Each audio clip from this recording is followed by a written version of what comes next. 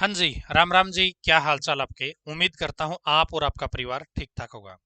दोस्तों, CET group D group C के लिए नया लिंक आया हुआ है, जिसमें आपको करेक्शन करना है। दो चीजें करनी है आपको। आपने जो नंबर ले रखे हैं आप उनको हटवाना चाहते हैं तो आप उस लिंक पर काम कर सकते हैं। एचएसएससी ने आपके रिजल्ट पर प्रोविजनल लिख दिया है तो आप उसके ऊपर काम कर सकते हैं। तो ये काम करना कैसे है, बहुत सारे साथी बार बार कमेंट कर रहे हैं, मैसेज कर रहे हैं, कॉल भी आ रही, ताऊ जी एक वीडियो बना दे, पूरी रिकॉर्ड कर दीजिए स्टेप बाय स्टेप करके कि कैसे क्या कुछ रहने वाला है। तो आज मैं आपको करके दिखाने वाला हूं, शुरू से लेके अंत तक। ठीक है जी। और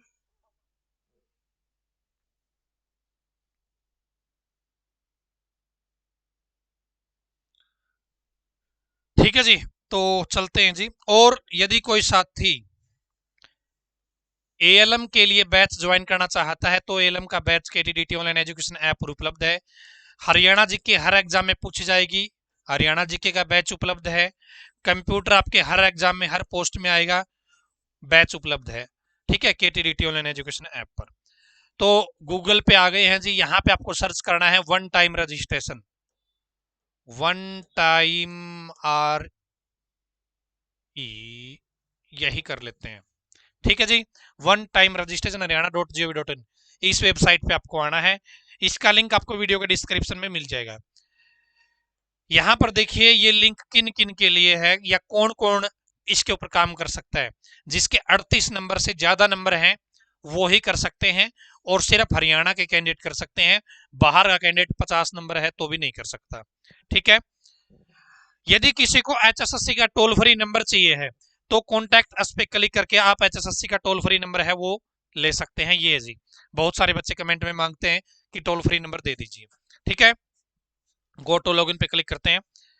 यहाँ पे हम मोबाइल नंबर डालेंगे, फिर ये कैप्चा कोड यहाँ से यहाँ डाल देंगे, लॉगिन के ऊपर क्लिक करेंगे। तो मैं लॉगिन कर लेता हूँ एक बार। तो ओटीपी आ गया है मोबाइल पे, ओटीपी डाल देते हैं जी। तो दोस्तों ओटीपी मैंने एंटर कर दिया है, उसके बाद में आपके इंस्ट्रक्शन है, यहाँ पे आप देख सकते हैं। जो अपना दावा सत्यापित करना चाहते हैं या वापस लेना चाहते हैं, एचएसएससी ने प्रोविजनल लिखा है तो आपको जरूरी है एच यदि आपके रिजल्ट पे प्रोविजनल लिखा है, रिजल्ट के सामने क्वालिफाइड के पास में, इसका मतलब है कि एचएसएससी को आपके किसी ना किसी चीज पर डाउट है, इसलिए प्रोविजनल लिखा है। आपको सरकार का वो डाउट दूर करना है। ठीक है, ये सारे इंस्ट्रक्शन है, एक एक करके आपको सारे इंस्ट्रक्शन पढ़ने हैं। एक बात ध्यान रखिएगा, इस लिंक पर आप केवल एक बार ही काम कर सकते हैं। आपने आधा काम कर दिया, आप सोचो कि अब कल करूंगा, तो वो काम नहीं होगा। ठीक है, जो भी चीज आप करेक्शन करना चाहते हैं वो एक बार में ही करानी पड़ेगी। यहाँ पे आई एग्री पे क्लिक करना है और सबमिट के ऊपर क्लिक करना है। ठीक है, देखते हैं जी आगे क्या आता है। तो लॉगिन हो गया है और मैंने एग्री पे क्लिक करके सबमिट वाला बटन दबाया। ये चीज आती है, ऊपर आपकी डिटेल भी दी गई है, आपका नाम क्या है, फादर नेम क्या है, ठीक है, सारी चीजें, और आपके नंबर कितने हैं वो भी बता रखा है। अब देखिए यहाँ पे कौन कौन करेक्शन कर सकता है।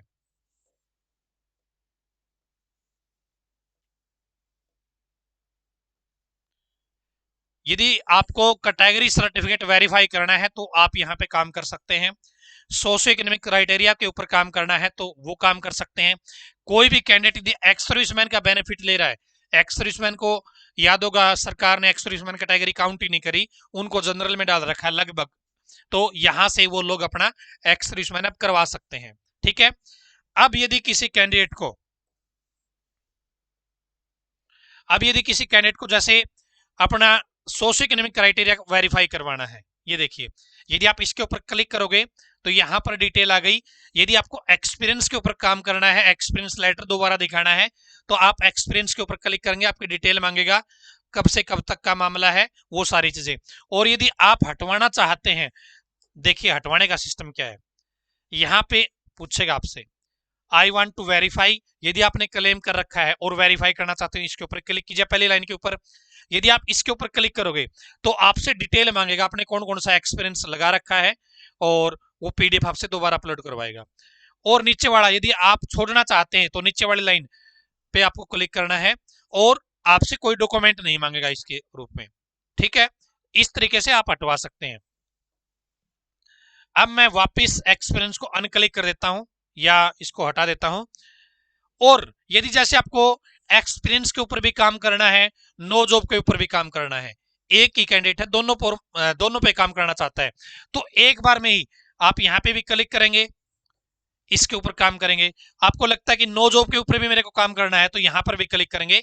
एक ही बार में करना आपको, ये नहीं कि पहले मैं एक्सपीरियंस कर लूं फिर ये प्रिंट प्रीव्यू कर लूं, तो गड़बड़ हो जाएगी, वो लॉक हो जाएगा आपका फार्म, फिर आप कुछ भी नहीं कर पाओगे। ठीक है जी, तो एक बार इसको नॉर्मल कर देते हैं।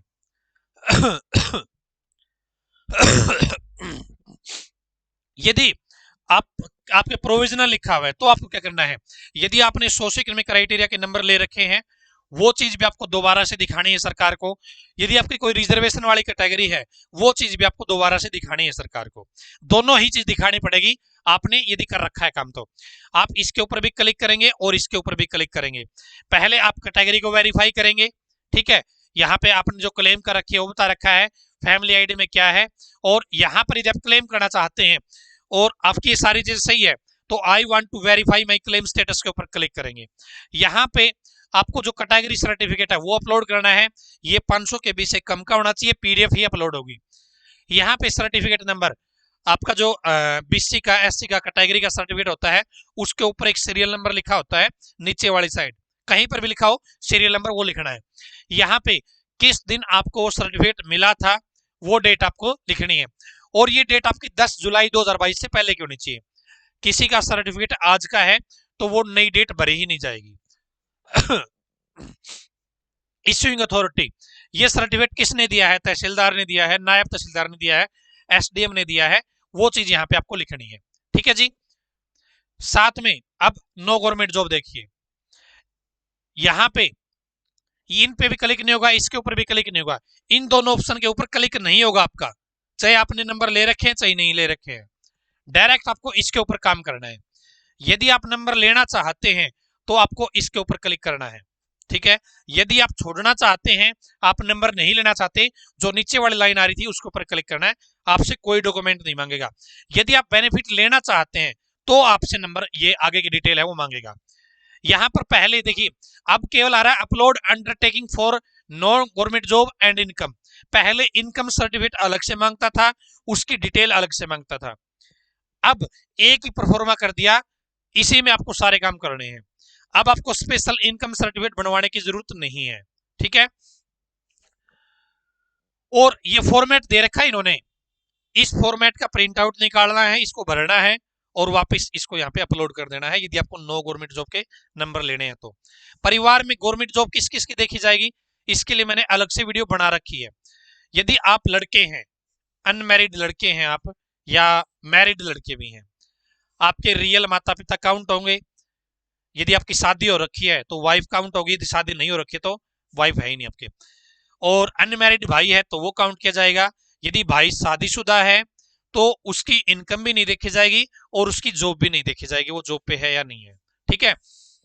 लड़की है, शादी से पहले उसके रियल पेरेंट्स देखे जाएंगे, उसके रियल पेरेंट्स देखे जाएंगे और उसका भाई देखा जाएगा। भाई अनमैरिड ही देखा जाएगा लड़की के लिए भी। लड़की शादीशुदा है तो उसके जो सास ससुर हैं वो, उसका हस्बैंड है वो, और उसके बच्चे हैं वो देखे जाएंगे। लेकिन यदि उसका अनमैरिड देवर है तो उसकी इनकम भी देखी जाएगी, उसकी जॉब भी देखी जाएगी। क्लियर है जी। और कुछ बच्चे कमेंट करते हैं दादा दादी के लिए, दादा की जॉब दादी की जॉब काउंट नहीं होगी, ना ही उनकी इनकम काउंट होगी, ठीक है जी। तो अब मेरे को बीसी का सर्टिफिकेट भी डालना है इस कैंडिडेट का, यानी कैटेगरी के ऊपर भी काम करना है और सोशल इकोनॉमिक क्राइटेरिया के ऊपर भी काम करना है इसका। तो यहां पर देखिए, अब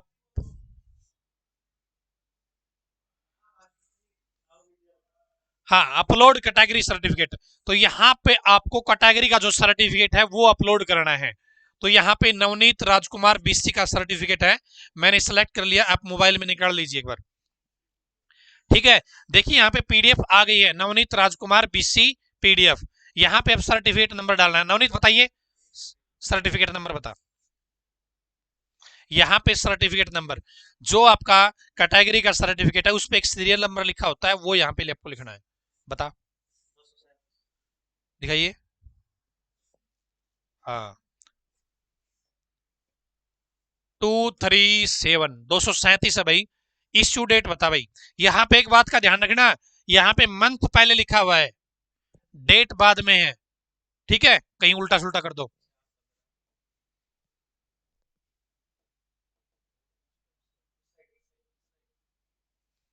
यहां से आप क्लिक कर सकते हैं, क्या लिखना है?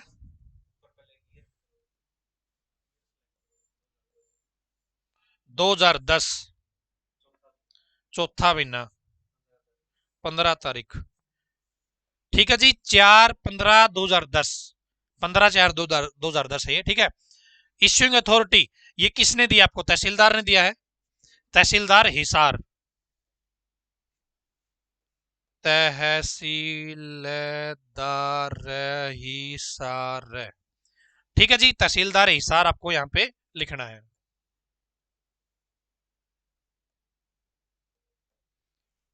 ठीक है मामला। तो ये हो गया, बीसी की डिटेल मैंने यहाँ पे चढ़ा दी है। उसके बाद में मेरे को नो जॉब के ऊपर भी काम करना है, तो यहाँ पे आई वांट टू वेरीफाई मैंने सेलेक्ट कर लिया।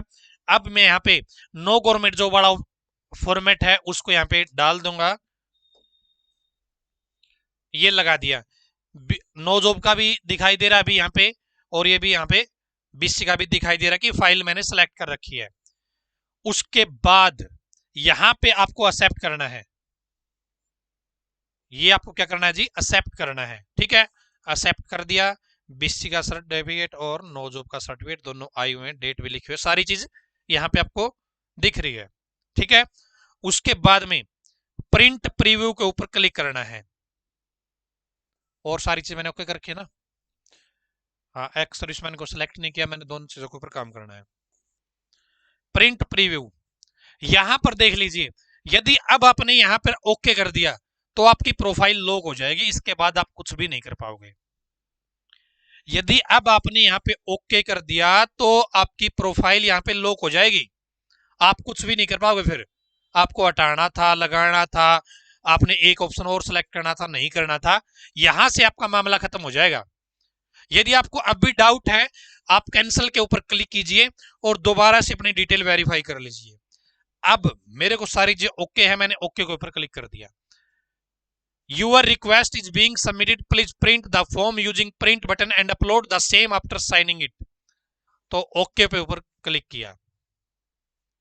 अब यहां पर देखते हैं जी, अब देखिए यहां पे सभी बच्चों को डाउट आता है, जो आपकी बीसी की फाइल थी वो आपकी यहां से अनसेलेक्ट हो गई है, और आपका जो नो जॉब वाला कागज था वो भी अनसेलेक्ट हो गया है, ठीक है।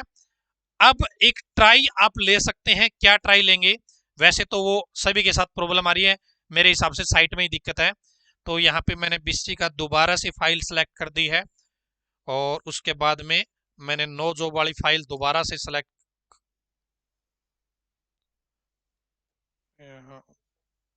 कैटेगरी सर्टिफिकेट, कैटेगरी, कैटेगरी, ठीक है। और उसके बाद में नो जॉब वाली,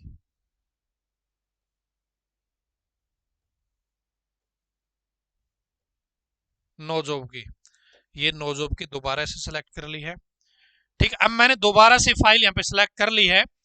अब आपको प्रिंट आउट निकालना है, ठीक है।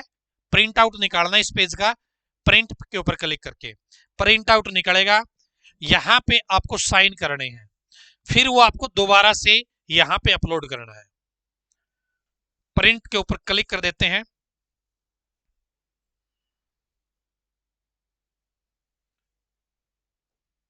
हाँ जी, प्रिंट के ऊपर क्लिक कर दिया मैंने। और यहां पर देखिए, अब भी मैं प्रिंट पे के ऊपर क्लिक कर रहा हूं ना, तो वहां पे फाइल सेलेक्ट नहीं दिखा रहा है।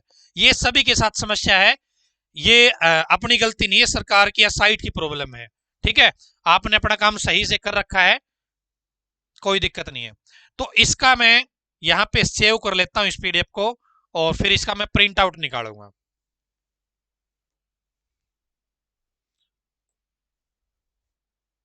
ठीक है जी। अब मैं एक चीज और करके देखना चाहूंगा।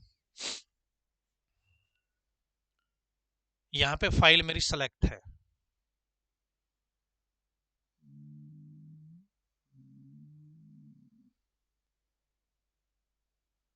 यदि आपको ये करना है कि भाई मेरी ये फाइल सिलेक्ट दिखाए, तो आप यहां पे क्लिक मत कीजिए, यहां पे क्लिक मत करिए, डायरेक्ट आप कंट्रोल प्लस पी की कमांड देके प्रिंट आउट निकालिए, आपकी ये फाइल सेलेक्ट दिखाएगा यहां पे। ठीक है, यदि आप डायरेक्ट कंट्रोल प्लस पी की कमांड देंगे तो।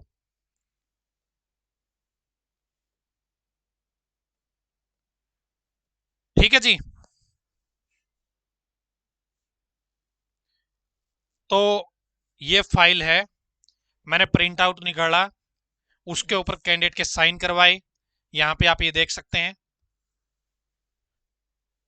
ठीक है, यहां पे कैंडिडेट साइन बॉक्स में मैंने साइन करवा लिए हैं, ये फाइल मेरे कंप्यूटर में आ गई है। अब हम चलते हैं जी वन टाइम रजिस्ट्रेशन, यहां पे आपको फाइल सेलेक्ट करनी है। कहां गई कहां गई, नवनीत सीईटी डिक्लेरेशन, यहां पे कर दिया मैंने सेलेक्ट, यहां पे सेलेक्ट कर ली है। और ऊपर वाली फाइल भी देखो मैंने दोबारा से भी यहां पे सेलेक्ट कर ली है, ये रही। ठीक है, तो मैंने यहां पे लगा रखी है। और अब क्या करते हैं जी, सबमिट के ऊपर आपको क्लिक करना है। ठीक है, सबमिट के ऊपर आपको क्लिक करना है।